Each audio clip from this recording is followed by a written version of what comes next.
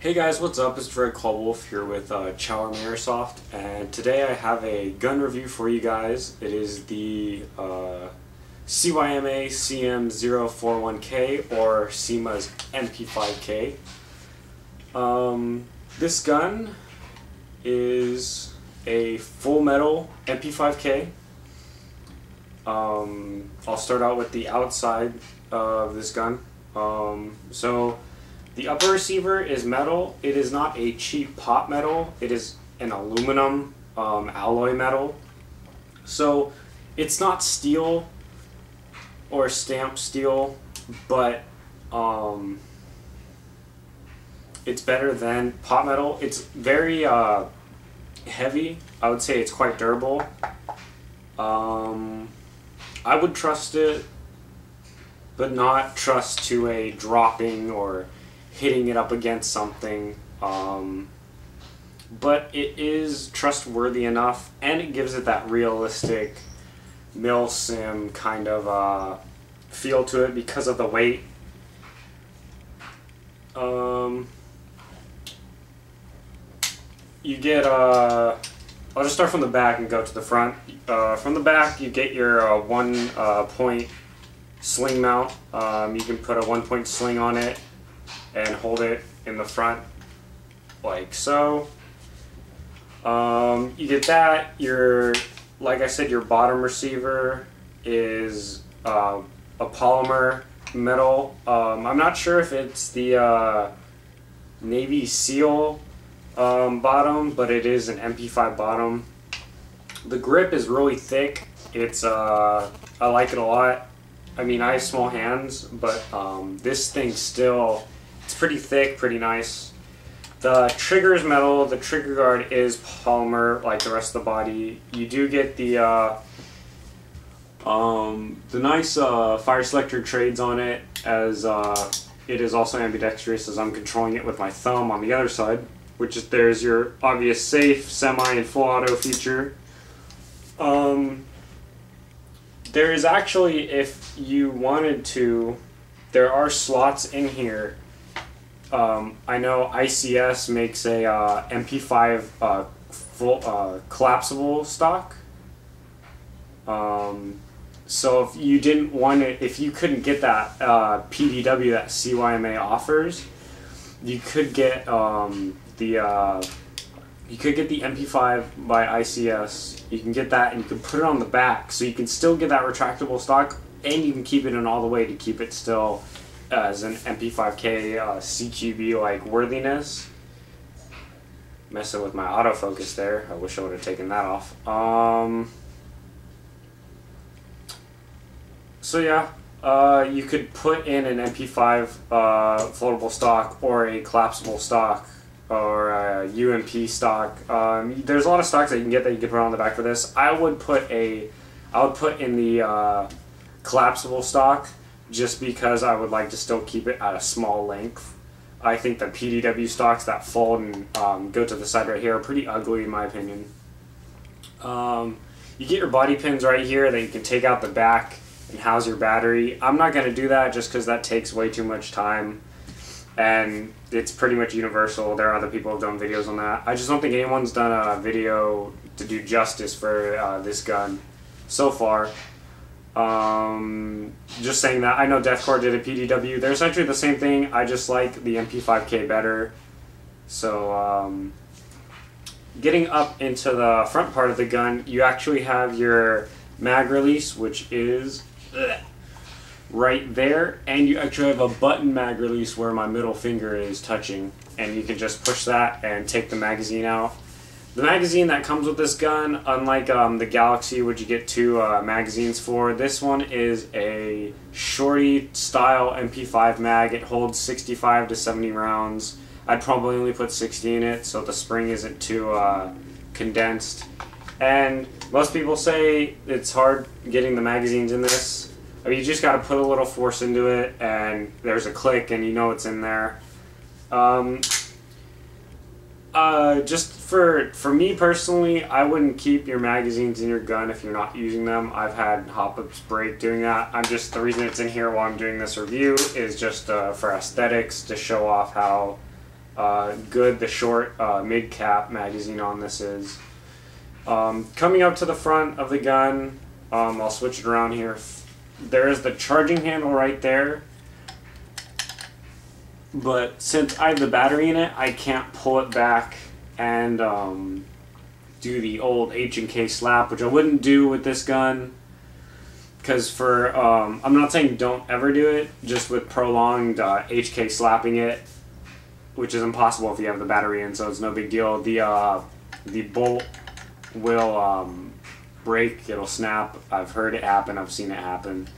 So yeah, when the battery's in here, you cannot pull the charging handle back. A nice addition to the MP5K, which is better than the MP5s, which MP5s, most of them just throw you in, you get the Polymer Handguard. This one comes with a grip that's already standard, so you don't need to worry about getting a grip for your gun. So, I mean, I'm not shouldering it, but it gives good stability when you're firing the gun. I haven't chronoed this yet. I haven't done a rate of fire on it. I just know it's set, people say it does 340 out of the box stock, which is pretty good for CQB. You might be able to take it out in the woodland. I don't know how great the hop-up unit is. I hear the hop-up unit's good. I'll have to test that when I actually go and play to give a field report.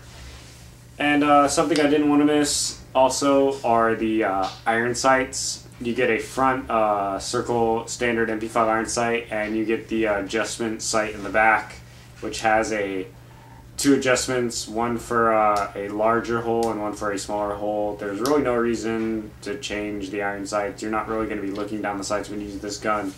I'm pretty sure you're going to, I mean, you can hold it up to your face, but like, I wouldn't look down the sights to fire from this gun. I wouldn't aim from the sights. I would hold it out in front of me like this and just spray where I see my opponents.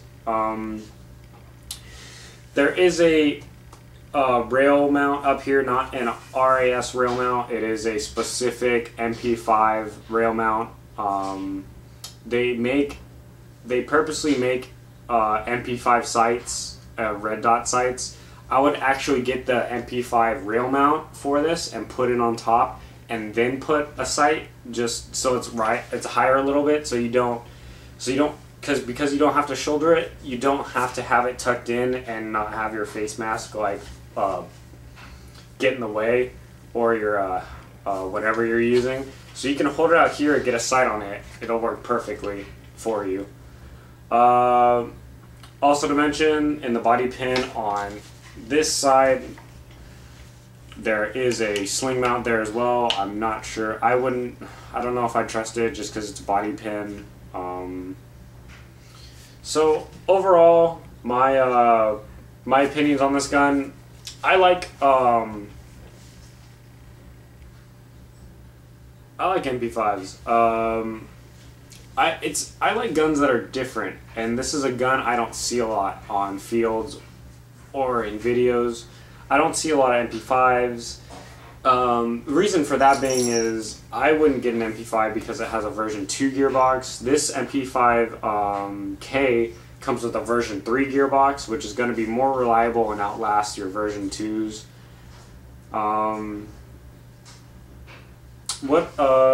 My final opinions, my final thoughts on this, for anywhere between 150 to 130 bucks, you're getting an MP5K that's a pretty beast.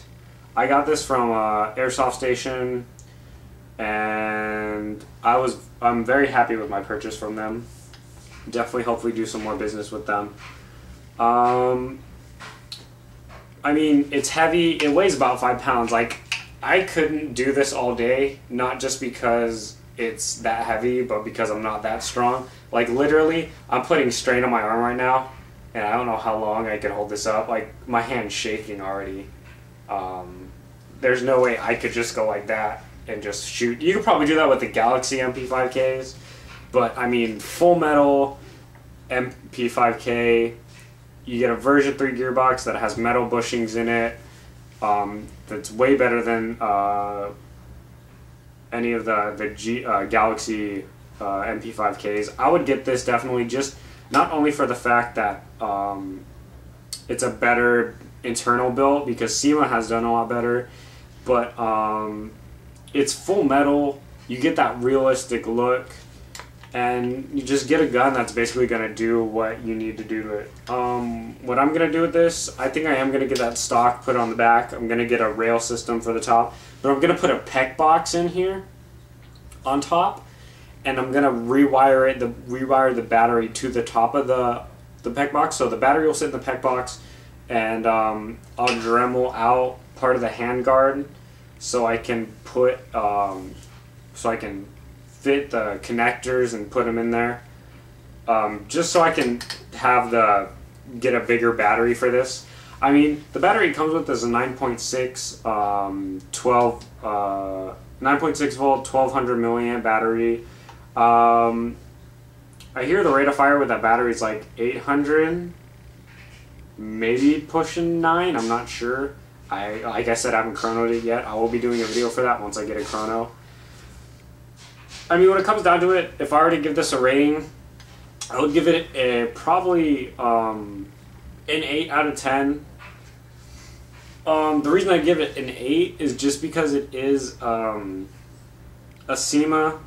I mean, it's great in qualities. I mean, it has great internal qualities, is great external qualities.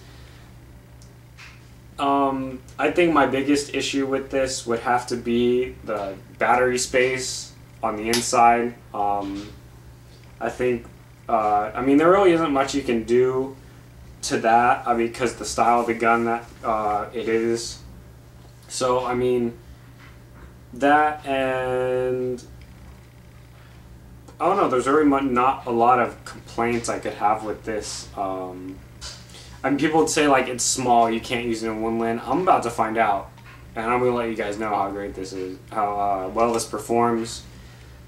I mean, and for the money, like 130, 150 bucks, you're getting your money's worth, definitely, and something that you can build upon instead of buying,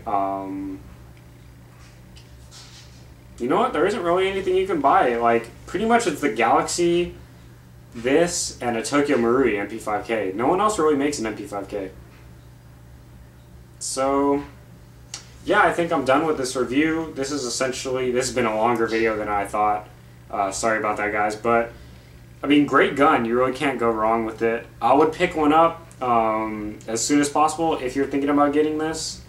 And there's another video I'm going to be making for that right about now.